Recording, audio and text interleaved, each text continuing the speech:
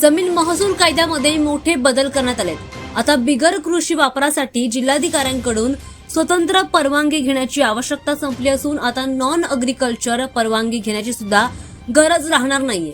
मुख्यमंत्री देवेंद्र फडणवीस यांच्या सूचनेनंतर आता महसूल मंत्री चंद्रशेखर बावनकुळे यांनी जमीन महसूल कायद्यामध्ये मोठा बदल केलाय।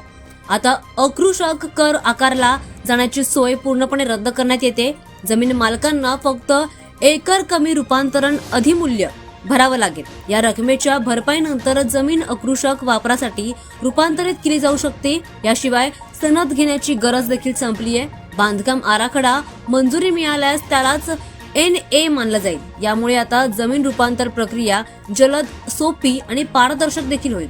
याआधी सुद्धा अकृषक वापरासाठी जिल्हाधिकाऱ्यांकडून स्वतंत्र परवानगी घेणं आवश्यक होतं, मात्र आता महसूल विभागाने तयार केलेल्या नवीन कार्यपद्धतीनुसार आता बांधकाम आराखडा मंजुरी म्हणजेच NA मानली जाईल। त्यामुळे जमीन रूपांतर प्रक्रियेमध्ये महत्वाची सोपी सुधारणा झाली आहे। महसूल विभागासाठी ही कार्यपद्धती लागू झाली असून आता राजपत्रात देखील ही प्रकाशित करण्यात येते। त्यामुळे आता काही नवीन बदल देखील करण्यात आले।